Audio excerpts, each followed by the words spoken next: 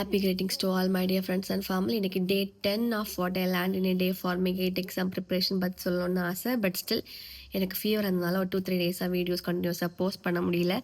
So இன்றைக்கி தான் நம்ம இந்த லெசன் ஸ்டார்ட் பண்ண போகிறோம். ஸோ இன்றைக்கி நான் படிச்சிருக்கேன் origin of bio potential and its propagation பற்றி.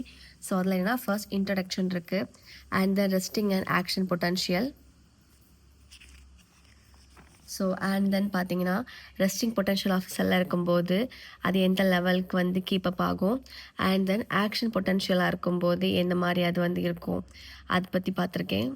லைக் அப்ராக்சிமேட்டாக -20 MV. அப்புறம் டீபோலரைசேஷன் அப்படின்னா என்னது அப்படிங்கிறத பற்றி பார்த்துருக்கேன். ஸோ இதை வந்து ஸ்பெசிஃபைடாக இதில் பார்த்தா கொஞ்சம் சும்மா வேர்டிங்ஸ்லேயே பார்த்தா கொஞ்சம் கன்ஃபியூசிங்காக இருக்கும். அதை இந்த கிராஃபில் பார்த்தா இன்னும் கொஞ்சம் கூட கிளாரிட்டியாக இருக்கும். ஸோ இந்த கிராஃபில் மொத்தமாக கொடுத்துருக்காங்க பாருங்கள், இந்த ஸ்டிம்லஸ் கொடுக்குறோம். ஸோ எந்த த்ரெஷ்ஹோல்டில் டீபோலரைஸ் ஆகுது, ஸோ எந்த லெவலில் அது வந்து ஆக்ஷன் பொட்டன்ஷியலில் ரீச் ஆகுது, ரீபோலரைஸ் ஆகி ரெஸ்டிங் ஸ்டேட்டுக்கு வருது அப்படிங்கிற மொத்தமாக கொடுத்துருப்பாங்க. ஸோ பயோ பொட்டன்ஷியல் அப்படின்னா என்னலாம் அப்படின்னா ஆல் வி நோ தட் இந்த ECG, EMG, அப்புறம் EEG இதெல்லாம் தான் வந்து ஆக்ஷன் பொட்டன்ஷியல். ஸோ நீங்கள் என்ன படிச்சிருக்கீங்க அப்படின்னு கமெண்டில் சொல்லுங்கள். நாளைக்கு நான் என்ன படிக்கிறேன் அப்படின்னு நாளைக்குள்ள வீடியோவில் அப்லோட் பண்ணுறேன். சேர்ந்து படிக்கலாம் வாங்க.